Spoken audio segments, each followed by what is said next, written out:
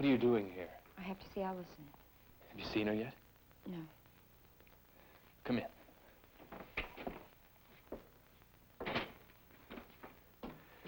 You shouldn't have come here. Who's it gonna help?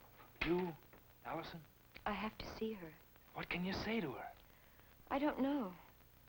What are they doing to you? I've been arraigned. How about your husband? John, he's polite. Very polite. We don't say much. Look, I'm in this with you. You said I should have told them right away. I wish you'd forced me to, or gone to the police yourself. Blown the whistle on you? You know I couldn't do that. Hello, Mr. Gehring. Allison, go back to your room. They told me they'd taken you off of my case. They had no right to do that. Go back to your room. You're Mrs. Fowler, aren't you? Yes. I used to see you and your husband walking in the square. I'd like to talk to you. Please, Russ. Okay.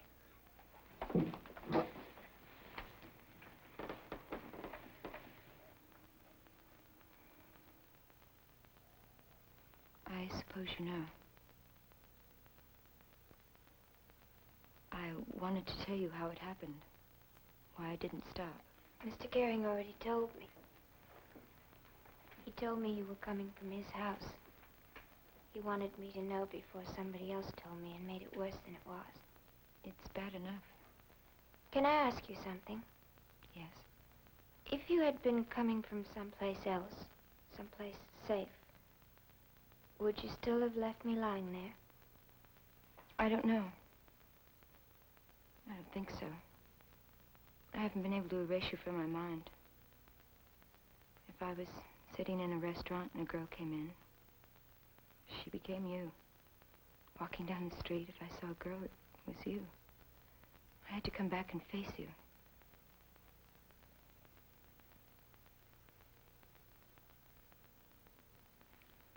When you came out of the coma, didn't you think about the person who'd hit you?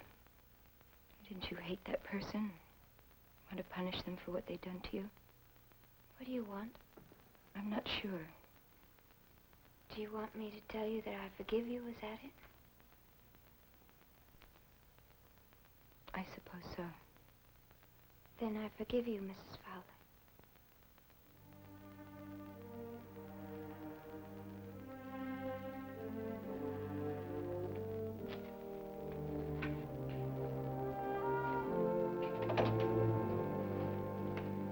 Allison? Yes? I just had to stay and comment on your performance. I'm not really interested. You two make quite a prize pair, her with the head on the chopping block, and you... I'm not angry at Mrs. Fowler. Oh, yes, you are, and you're angry at me for the way I've handled this case. And you're angry at Rodney Harrington because you can't give him the things he wants. Leave me alone. Now you've put all your anger in some kind of a displaced basket. Oh, you can forgive Mrs. Fowler for running you down just like that. But you can't forgive your parents for the terrible, terrible crime of loving you. What Mrs. Fowler did to me can be repaired. What my parents did is... Is what? Permanent damage beyond repair? What do you want me to do, Doctor? I want you to face your anger, that's all. Face it. Allison, I want you to get well again.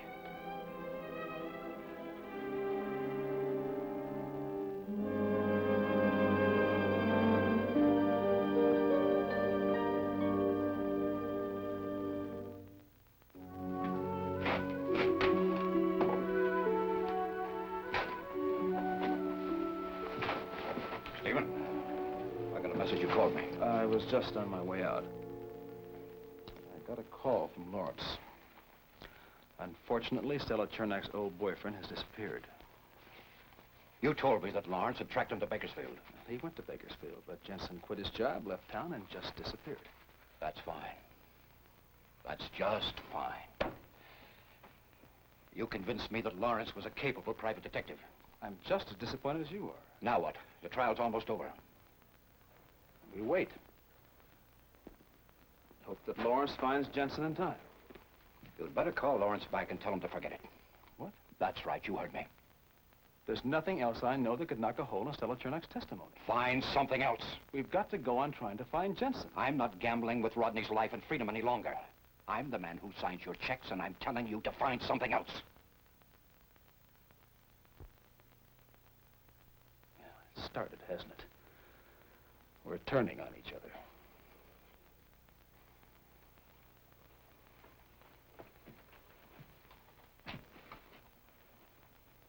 I am doing other things, Mr. Harrington. The fact is, I have an appointment right now.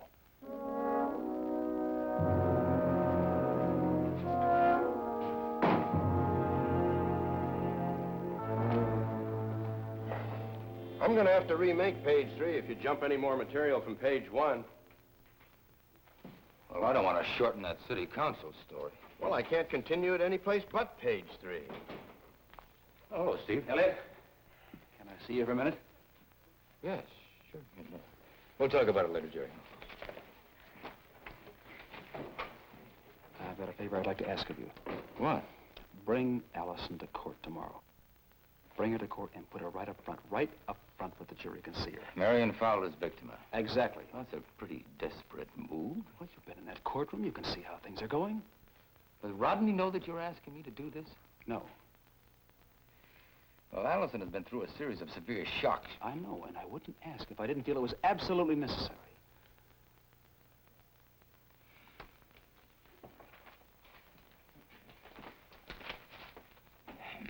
You know something, Steve? If I were on that jury and somebody brought Allison into that courtroom, I'd be furious.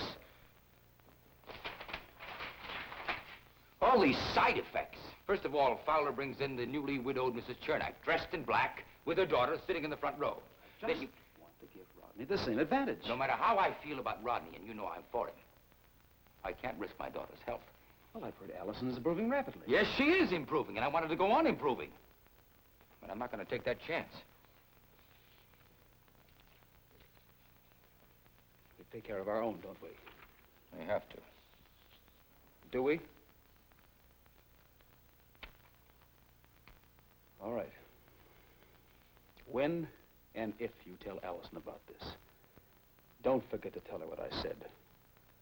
That in my professional opinion, Rodney desperately needs the kind of help her appearance in that courtroom would produce.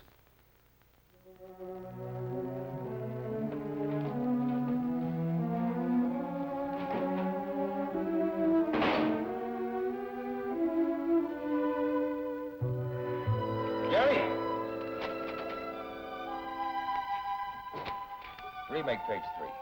We've already got... I said remake page 3. You're the boss.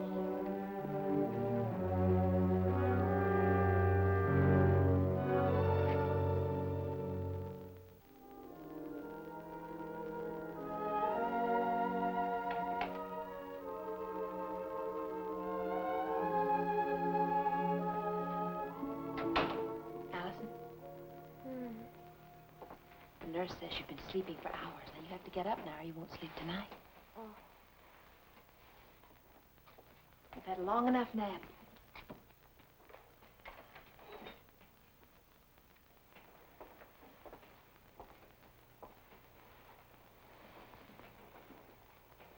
Do you know sleep is a way of running away? You're beginning to sound like Dr. Rossi. How are you today? Tired. It's Connie, we're going home. You can't stay here forever. I don't want to go home. You've had time to do a lot of thinking. Surely you can't still be that angry with your father and me. I've done a lot of thinking. Nothing has changed. You know, through the years, I've watched you grow up. I've watched you make decisions and form opinions. I've always admired your fairness and your gentleness and your maturity. I've always been very proud of you. I don't believe that you can be this cruel. I'm being honest. If it's cruel, then... Elliot's your father, and he loves you. I'm your mother, and I love you. We made a mistake, but we've paid for that 1,000-fold. What do we have to do to earn your forgiveness? There's nothing to forgive. I can't keep coming here day after day to beg. Begging is wrong, and it's weak and useless. And we can't keep going around in circles either. We have to find a way to try to reach each other.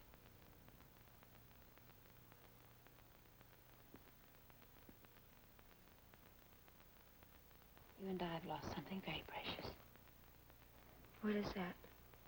Love. Sharing. Closeness. I don't think we'll ever have those again. I've made up my mind never to lie to you again.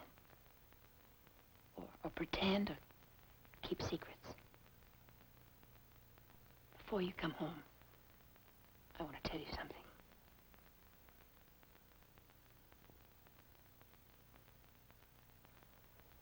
We're going to have a baby. Your father and I are going to have a baby.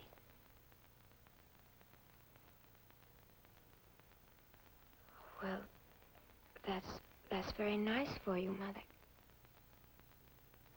Allison, For both of you. that's not the way you really feel. What do you want me to say? I want you to share this with us. With me, with your father. The baby? The happiness. Don't you see, Mother, that's exactly the point. It's your happiness. I'd just be an intruder. That's ridiculous. No. I think it's wonderful you're going to have a baby. It means that you and your husband... My husband, your father. Let me just say it. It means that my mother and my father finally will have a legitimate child.